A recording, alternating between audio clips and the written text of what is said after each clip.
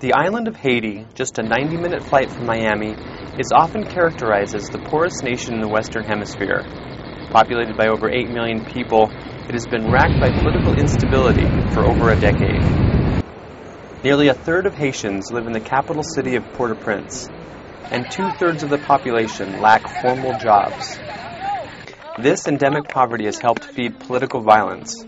No place has been more affected by that violence than the shanty town of Cité Soleil, a slum by the sea on the outskirts of Port-au-Prince. Yet there are some hints that the situation may be changing.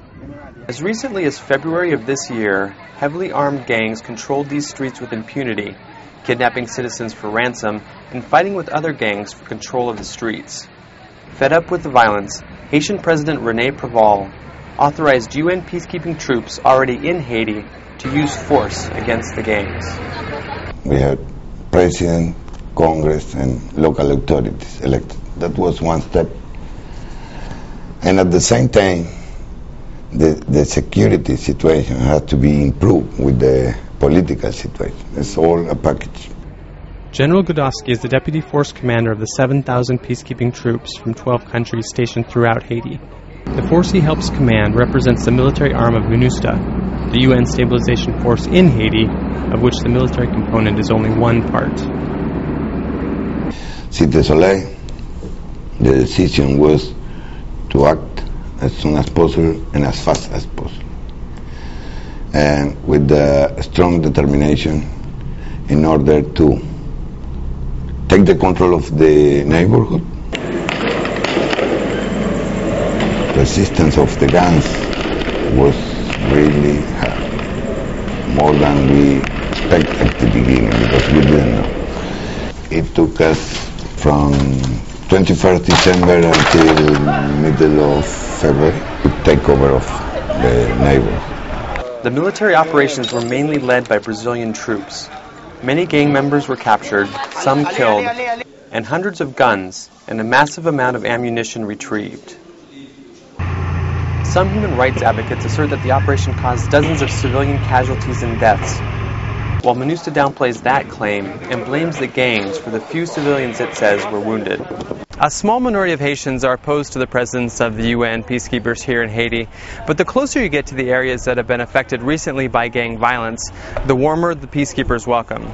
Here in the heart of Cité Soleil, almost all of the residents that I've spoken to credit the UN for bringing back stability and security to the area, and are glad that the UN peacekeepers are here.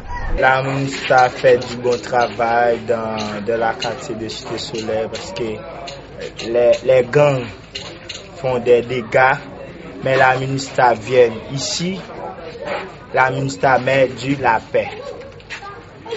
Et est-ce qu'il y a des gens qui n'aiment pas le MINUSTAH? Tout. Nous tous aimons la MINUSTAH.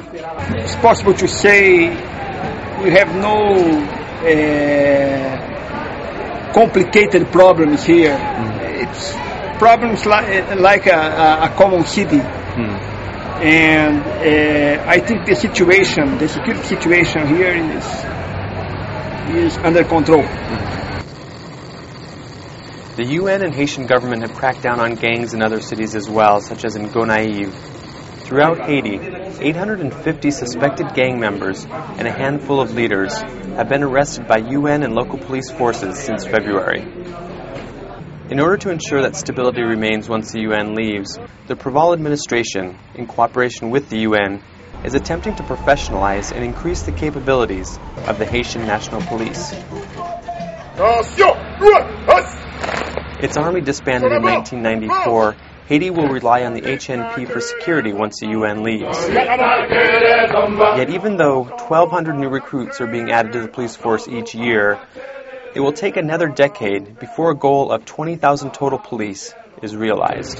Despite improvements in the security situation, the Haitian government isn't ready for the United Nations to leave. Mais je ne peux pas dire encore que Haïti est stable, a atteint un degré de stabilité irréversible. Jacques-Edouard Alexis is Préval's prime minister, the second time he has served in that capacity. La même erreur qui a été commise lors de la première intervention des Nations Unies en 1994. 94-95 évidemment, parce que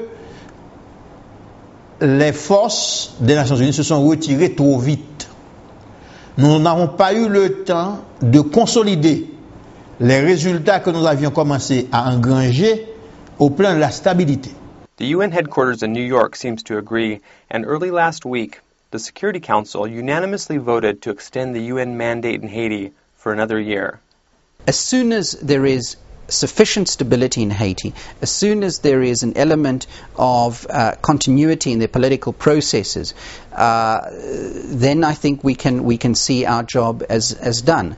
That's not to say that the commitment by the international community will be done. Haiti is a country which requires massive support from the international community through bilateral aid, through the World Bank, through the IMF and other agencies.